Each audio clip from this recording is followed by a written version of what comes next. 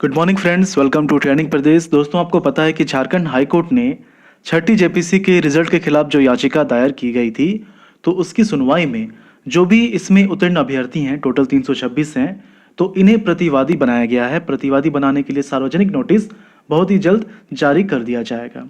अब यहाँ पर दो तीन चीज़ें हैं कि आखिर क्यों छठी जेपीसी के रिजल्ट के खिलाफ याचिका दायर की गई थी, पहला।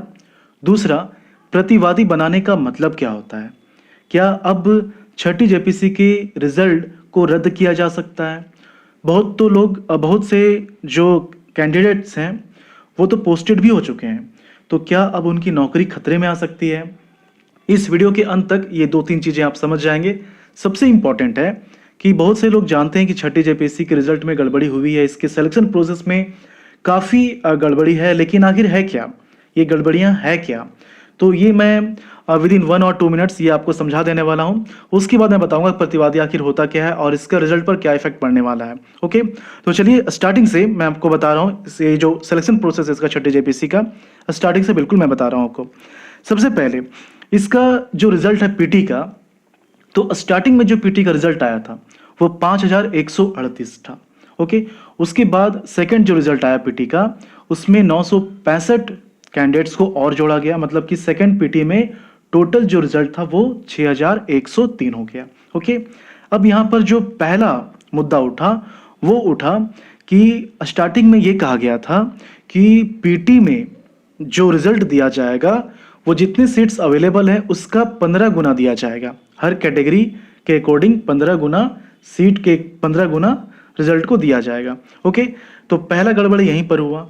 ठीक है, general, schedule caste, schedule tribe, तो इसको तो फॉलो किया गया, इसका जितना भी सीट है इस कैटेगरी में तो उसके 15 गुना को बुलाया गया। लेकिन बाकी के जो है BC1 और BC2, तो इसमें 15 गुना से काफ़ी ज़्यादा, एक में लगभग 20 गुना, दूसरे में 200 गुना, तो इस तरह से बुलाया गया। तो पहला गड़बड़ी ये था। दूसरा इसका था रिजर्वेशन, आरक्षण। इसमें क्या था कि सपोज कोई शेड्यूल कास्ट है, तो शेड्यूल कास्ट के फॉर्म के साथ साथ, मतलब शेड्यूल कास्ट का जो सीट है, तो उस सीट के साथ साथ अगर वो जनरल के मार्क्स लाता है, मतलब कि जनरल का जो कट ऑफ है अगर वो उसको भी क्रॉस कर जाता है, तो जनरल के सीट को भी वो ले सकता है। तो पहला चीज़ ये था। तो यहाँ पर इस चीज़ को दरकिनार किया गया है। जो याचिका दायर की गई है उसके अकॉर्डिंग मैं आपको बता रहा हूँ। तो यहाँ पर आरक्षण का मुद्दा ये था कि शेड्यूल कास्ट है तो उसका जो सीट है, उसका जो फाइट है, कंपटीशन है, वो शेड्यूल कास्ट के सीट में ही है, उसके बाहर नहीं है, मतलब कि जनरल के सीट में उसका नहीं है। तो दूसरा मुद्दा ये था रिजर्वेशन। तीसरा है कि जो पेपर 1 था तो उसमें हिंदी और इंग्लिश, ये मैं आपको मेंस का बता रहा हूँ। तो पेपर 1 और पेपर 1 जो था हिंदी और इंग्लिश, तो इसमें जो मार्क्स था ये क्वालिफाइंग था, लेकिन इसके मार्क्स को फाइनल मेरिट लिस्ट बनाने के लिए ऐड कर दिया गया है। ये तीसरा मुद्दा था। चौथा मुद्दा, देखिए स्टार्टिंग में PT1 के लिए 5000 कैंडिडेट को, लगभग 5000 कैंडिडेट को शॉर्टलिस्ट किया गया था, फिर 965 कैंडिडेट इसमें ऐड किए गए, तो सेकेंड पीटी में 6103 कैंडिडेट हो गए। फिर क्या हुआ कि थर्ड रिजल्ट दिया गया, पीटी के लिए थर्ड रिजल्ट दिया गया और टोटल 34,000, लगभग 34,000 कैंडिडेट को शॉर्टलिस्ट कर दिया गया, मतलब कि जो लोग जस्ट क्वालिफाइंग मार्क्स क्रॉस कर गए उन्हें शॉर्टलिस्ट कर लिया गया मेंस के एग्जामिनेशन के लिए।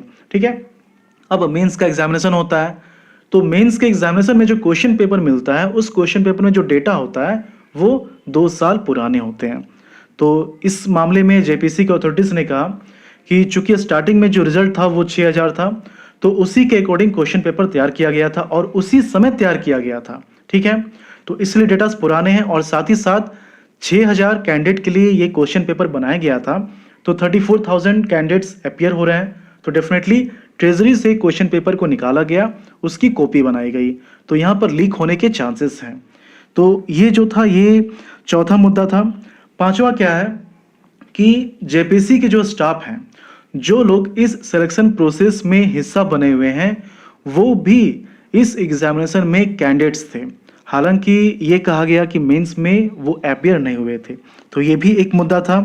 अब ये तो एग्जामिनेशन के पहले का था, इंटरव्यू के रिजल्ट के पहले का। अब फाइनल रिजल्ट आ जाने के बाद भी जो लोग सेलेक्ट हो गए उनको भी आपत्ति थी। क्या आपत्ति थी कि सपोज वो शेड्यूल कास्ट में है, उन्होंने काफ़ी अच्छा मार्क्स लाया, इतना अच्छा मार्क्स लाया है कि जनरल के कट ऑफ को भी वो क्रॉस कर गए हैं।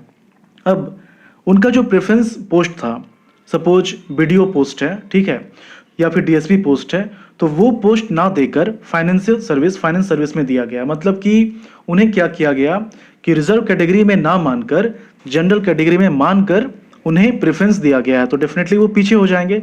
तो ये उनकी आपत्ति थी। तो इस तरह से स्टार्टिंग से लेकर लास्ट तक आप देख रहे हैं कि किस तरह से इसमें गड़बड़ियां हैं। तो यही कारण है कि इसके खिलाफ, इसके रिजल्ट के खिलाफ लगभग 32 याचिकाएं दायर की गई हैं और सभी को एक साथ टैग करके ये सुनवाई हुई है।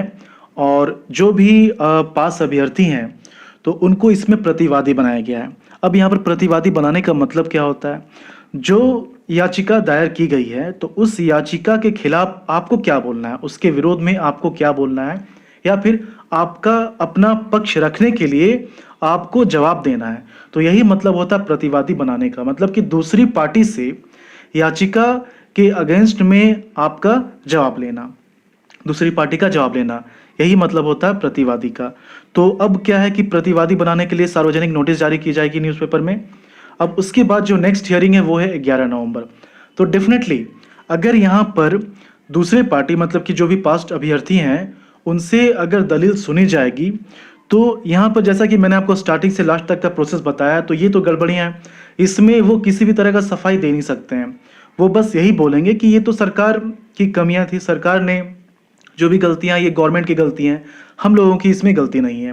तो ये किसी भी तरह की दलील नहीं होगी। अब देखना ये है कि वो किस तरह का दलील देते हैं। लेकिन डेफिनेटली अब कहीं ना कहीं इसके रिजल्ट में कहीं ना कहीं किसी भी तरह का रोक लगने वाला है, इसमें किसी भी तरह का डाउट नहीं है, क्योंकि स्टार्टिंग से लेकर लास्ट तक जो भी नियम है उसको अनदेखा किया गया है और इसका रिजल्ट जारी किया गया है। यहाँ तक हेमंत सोरेन जब विपक्ष में थे तो खुद इसका मुद्दा उठाते थे, लेकिन जब वो खुद गवर्नमेंट में आ गए तो अभी तक एक ट्वीट भी उन्होंने छठे जेपीसी को लेकर नहीं किया है, एक स्टेटमेंट भी उनके तरफ से नहीं आया है। तो अब चूंकि प्रतिवादी बनाया गया है तो ये एक पहला स्टेप होता है कि आपकी जो याचिका है इस रिजल्ट के खिलाफ, तो कहीं ना कहीं उसमें दम है। यही कारण है कि दूसरी पार्टी को इसमें प्रतिवादी बनाया गया है। ओके, तो मुझे उम्मीद है कि प्रतिवादी का मतलब आप समझ गए होंगे। साथ ही साथ आखिर क्यों इसके खिलाफ, छठी जेपीसी के रिजल्ट के खिलाफ याचिका दायर की गई है, ये भी आप समझ गए होंगे। आपका इस प्रोसेस में क्या कहना है, आप अपने कमेंट के थ्रू हमें जरूर बताएं। और मैं बता दूं कि ये जो चैनल है, यहाँ पर जैसे जेपीसी की तैयारी कराई जाती है, साथ ही साथ झारखंड से रिलेटेड जो भी इन्फॉर्मेशंस होते हैं, झारखंड का जॉब है या फिर कोई इंपॉर्टेंट न्यूज़ है, तो उसकी भी जानकारी यहाँ दी जाती है। ठीक है, तो जैसे जेपीसी इंस्पायरेंट के लिए ये काफ़ी इंपॉर्टेंट चैनल है। जो भी लेक्चर्स होते हैं उसके लिए क्विज टेलीग्राम में ऑर्गेनाइज कराया जाता है, तो वहाँ से आप उसे लिंक जो है डिस्क्रिप्शन में दिया हुआ, वहाँ से आप उसे ज्वाइन कर सकते हैं। ओके, तो चलिए मिलते हैं झारखंड के अगले वीडियो में। धन्यवाद।